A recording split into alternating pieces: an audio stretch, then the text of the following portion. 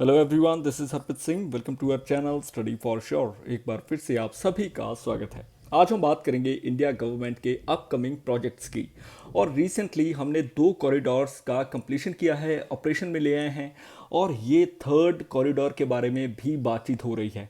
Approximately जो cost होने वाली है वो 2 लाख करोड़ यानी कि 2 ट्रिलियन रुपीज़ के नियर अबाउट है।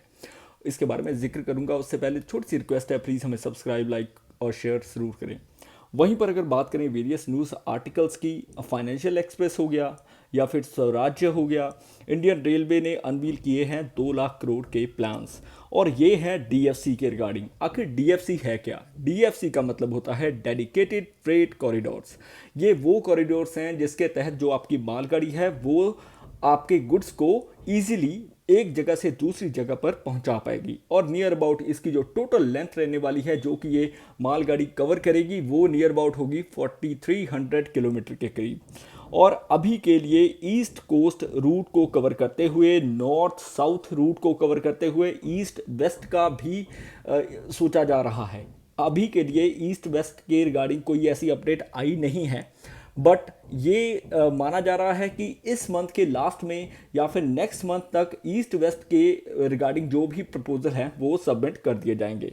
और देखो, इंडियन रेलवे वैसे भी काफ़ी इंपॉर्टेंट है हमारे देश के लिए, और सबसे बड़ा नेटवर्क जो है वो भारत में ही है, और काफ़ी कॉम्प्लिकेटेड नेटवर्क है, राइट। और अभी के लिए फ्रेट कॉरिडोर्स क्या होते हैं, जैसा कि मैंने आपको बताया कि मालगाड़ी समझो ये ब्रॉड गेजेस पर चलते हैं, जो कि सोलली जो फ्रेट ट्रेन्स होती हैं वो इसके ऊपर चलती हैं, फास्ट होते हैं, काफ़ी एफिशिएंट होते हैं। डेडिकेटेड फ्रेट कॉरिडोर इनका नाम दिया गया है। अगर हिस्टोरिकल पर्सपेक्टिव इसका थोड़ा सा बताऊं आपको, सो ये समझ लो कि 10th 5 ईयर प्लान के रिगार्डिंग 2002-7 में इस प्रोजेक्ट को लेकर आया जाता था मनमोहन सिंह एडमिनिस्ट्रेशन के द्वारा। और देखो, इंडिया ने अप्रॉक्सीमेटली 489 मिलियन टन से 624 मिलियन टन तक 5 से 6 सालों में एक एनुअल ग्रोथ दर्ज कराई थी, जो कि 5% के करीब थी। इसी दर को देखते हुए कमेटी ऑन इंफ्रास्ट्रक्चर एक टास्क फोर्स बनाती है जो कि 2005 में एस्टेब्लिश की जाती है, जिसका कॉन्सेप्ट जो होता है वो ईस्टर्न डेडिकेटेड फ्रेट कॉरिडोर और वेस्टर्न डेडिकेटेड फ्रेट कॉरिडोर पर निर्धारित होता है। वहीं पर गवर्नमेंट ये भी देखती है कि कुछ सपोर्ट हमें इंटरनेशनल कंट्री से भी लेना चाहिए। लाइकवाइज जापान ने हमारी बहुत ही सहायता की है। और देखो, आगे चलते चलते under 11th 5 year plan ministry जो रेलवे की होती है वो कंस्ट्रक्ट करती है न्यू डेडिकेटेड फ्रेट कॉरिडोर, जो कि 2 लॉन्ग रूट्स पर अवेलेबल होता है, ईस्टर्न और वेस्टर्न। इसलिए मैं ये चीज़ें बता रहा हूँ कि आपको हिस्टोरिकल पर्सपेक्टिव भी पता लगे कि ये चीज़ हम कब से शुरुआत इसकी हो चुकी थी। तो एक विजन था जो कि हमारे बेहतरीन इकोनॉमिस्ट ने देखा था। वहीं पर प्रधानमंत्री नरेंद्र मोदी जी जो हैं, इन्होंने भी इनॉग्रेट रिसेंटली किए हैं डीएफसी नेटवर्क, जो कि रिसेंटली 4 साल पहले किए गए थे 2020 में। और कहा गया था ये 21st सेंचुरी में इंडिया के लिए एक गेम चेंजर की तरह काम करेगा, और ये समझो कि नेशनल डेवलपमेंट में एक कैटलिस्ट होगा। कैटलिस्ट का मतलब होता है कि एनर्जी बूस्टर, यानी कि उसको और ग्रोथ को रैपिड कर देगा, तेज कर देगा, राइट। और इसी पर निर्धारित होता है ईस्टर्न कोस्टल कॉरिडोर। ये स्पेशली इसलिए डेवलप किया जाता है कि डी कंजेस्ट कर सके, यानी कि जो ट्रैफिक है रेल रूट्स का उसको कम किया जा सके। दिल्ली हावड़ा, दिल्ली मुंबई रूट्स जो हैं इनको और फास्टर मूवमेंट ऑफ फ्राइटर्स की ज़रूरत थी, और इसीलिए हमने इस चीज़ पर काम किया। पैसेंजर ट्रेन्स भी इस पर चल सकती हैं, और ब्रॉड गेजेस का इस्तेमाल हम करना चाहते हैं ऑल ओवर इंडिया। धीरे धीरे ये डेवलपमेंट हो रही है।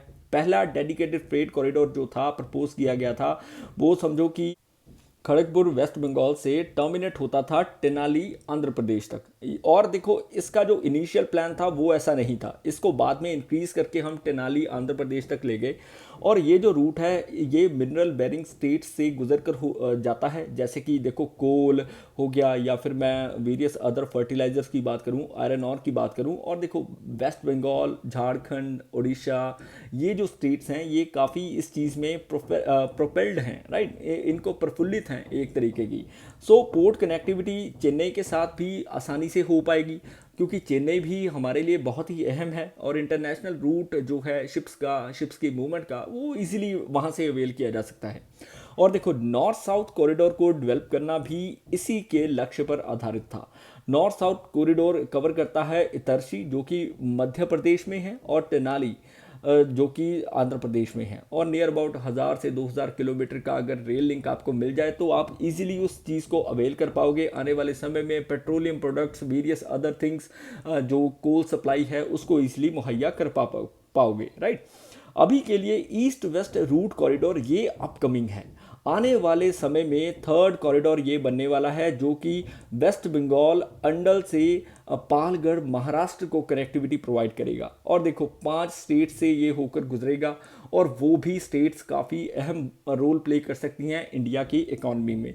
और फास्टर मूवमेंट ऑफ फ्रेट, या फिर मैं बोल दूँ ट्रैफिक, वो बहुत ज़रूरत है इंडियन रेलवे को। आज अभी भारत में काफ़ी जनसंख्या होने के बावजूद जो ट्रेन्स हैं वो फिर भी डिले कहीं ना कहीं झेलती हैं। सो हम चाहते हैं कि जैसे जापान में ट्रेन कभी भी लेट नहीं होती, वैसे भी भारत में ऐसी चीज़ होनी चाहिए। अभी के लिए इंडियन रेलवे ने ये प्लान कंसिडर कर दिया है ताकि आने वाले समय में 3 डेडिकेटेड फ्लाइट कॉरिडोर्स जो हैं वो आसानी से अपनी जगह बना पाएँ, और ये कॉरिडोर्स हेल्प कर पाएँ इंडिया की इकोनॉमी को बूस्ट करने के लिए, एलिवेट करने के लिए। और देखो इनका जो एम है वो है एक्सेलरेट करना फ्रेट मूवमेंट को, फ्रेट मूवमेंट, गुड्स की मूवमेंट। वेरियस तरह के जो गुड्स हम बाहर के देशों से मंगवाते हैं या फिर विद इन द कंट्री हम एक जगह से दूसरी जगह पर ट्रांसफ़र करते हैं, वो चीज़ इजीली अवेलेबल हो पाए। 2 रूट्स जो हैं ये कवर करेंगे 3260 किलोमीटर का। नियर अबाउट समझो कि ईस्टर्न डेडिकेटेड फ्रेट कॉरिडोर हो गया जो कि स्ट्रेच करता है पंजाब से वेस्ट बंगाल की तरफ, और वहीं पर जो वेस्टर्न कॉरिडोर है वो स्ट्रेच करता है मुंबई से ददरी उत्तर प्रदेश में, राइट। और देखो as of April 2024 eastern freight corridor जो है वो फुली ऑपरेशनल है, वेयर एज वेस्टर्न फ्रेट जो कॉरिडोर है वो 85% का ऑपरेशनल स्टेटस दर्शाते हैं। ओवरऑल 90% की जो नेटवर्क है वो ऑपरेशनल है, 300 ट्रेन रन करती हैं, और आने वाले समय में इसको मोर देन 95% के करीब लेकर जाया जा सकता है। देखो डिटेल्ड प्रोजेक्ट रिव्यू जो है north south east coast freight corridor का वो भी प्रिपेयर कर रही है गवर्नमेंट, और ये सबमिट कर दिया जाएगा इसी मंथ के लास्ट में, ताकि आने वाले समय में ईस्ट वेस्ट जो डीएफसी होगा, जो हमारा फ्रेट कॉरिडोर होगा, वो हम इजीली उस चीज़ को अवेल कर पाएँ, राइट। इंडिया की इंडिजीनियस टेक्नोलॉजी का इसमें बहुत बड़ा हाथ है, बहुत बड़ा हिस्सा है। देखो पेंटोग्राफ ये वही चीज़ है जिसको 2007 में इंडिया ने एक वर्ल्ड रिकॉर्ड सेट किया था, जब हमने इंडिजीनियसली डिज़ाइन किया हमारा पेंटोग्राफ, जो कि डेवलप किया गया था डेडिकेटेड फ्रेट कॉरिडोर्स के। और देखो इसके तहत हम पैसेंजर ट्रेन होगी या इंक्लूडिंग एवरी ट्रेन अभी हम रन करवा पा रहे हैं, ताकि आने वाले समय में कोल कंजम्पशन को और नियंत्रित किया जा सके, और ऐसा हमने किया भी। वहीं पर इंडियन ट्रेन्स जो हैं पेंटोग्राफ की मदद से आगे बढ़ रही हैं। वैग 12 एक ऐसी लोकोमोटिव है जो कि इंडिया के लिए डिज़ाइन की गई, डेवलप की गई एल्स्टॉम के द्वारा 2017 में, और इसकी जो पावर है वो 12,000 हॉर्स पावर के करीब है। और देखो one of the world's most powerful locomotive में इसका नाम है।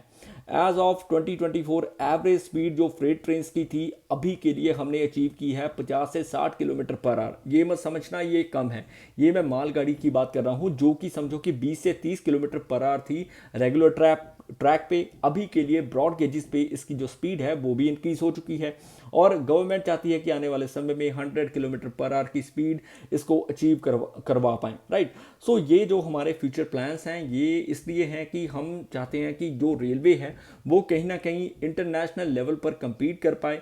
और देखो हमारा जो रेल नेटवर्क है वो काफ़ी कॉम्प्लेक्स है, काफ़ी ब्रॉड भी है, और इसमें चेंजेस लाने वो धीरे धीरे मालूम पड़ेंगे। आने वाले 5-10 साल में आप देखोगे कि golden quadrilateral freight corridors create कर दिए जाएंगे, जो कि दिल्ली, मुंबई, चेन्नई, कोलकाता को आपस में मेट्रोपॉलिटन सिटीज़ को जोड़ेंगे, जिससे कि कनेक्टिविटी और मजबूत हो पाएगी, और फास्टर हम अपने जो गुड्स हैं वो मूवमेंट कर पाएंगे। ये था आज का आर्टिकल। आई होप आपको पसंद आया होगा। किसी प्रकार की भूल होगी तो मैं क्षमा चाहूँगा। प्लीज़ हमें सब्सक्राइब, लाइक, शेयर और कमेंट ज़रूर करें। May you have a successful day ahead. जय हिंद।